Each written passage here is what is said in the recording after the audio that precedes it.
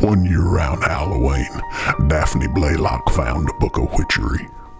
She made a little man of newspaper, and after a few words from the book, along with a little water, her sculpture sprang to life.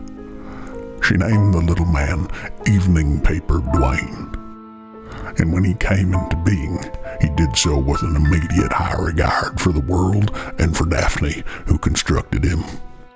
His little newspaper heart was full of warmth, and he never so much as complained about a thing. Daphne told him he could live there with her for an extremely long time, centuries or eons, a gigantic expanding many lifetimes maybe.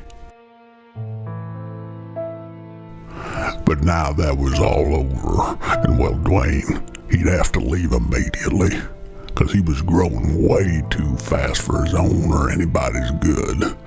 He was falling down and breaking shit, and when he was small, he didn't snore at all. But now he sounded like an amniotic elephant at night, and Daphne told him outright that this zero sleep shit was really sucking things up for her.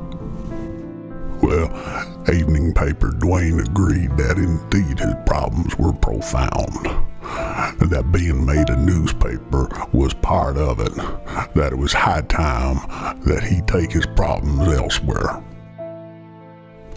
Before he departed, Daphne cautioned him to stay straight the hell away from fire. The kind world rewarded Dwayne's gentle soul by giving him a part-time employment with a warehouse business that restored printing presses. The establishment also offered to let Dwayne sleep there nights with his ample room to allow for his rapid growth.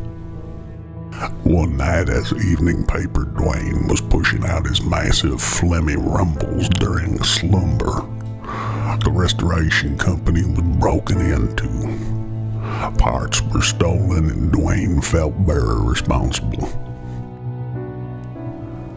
But his half-asleep mind wandered towards an incredibly strong hunch where the parts might have ended up. He didn't know how he knew, or if his hunch was likely a weak one, but nevertheless he searched with a very lukewarm, tired, solidly squishy, misguided laser focus. Dwayne was often accused of being slow and clumsy, but really it was just the ground that hated him. Where he was certain was that though he was very, very unique, he was just like anyone else. Evening Paper Dwayne unfortunately went missing. He never returned from his quest for the stolen parts.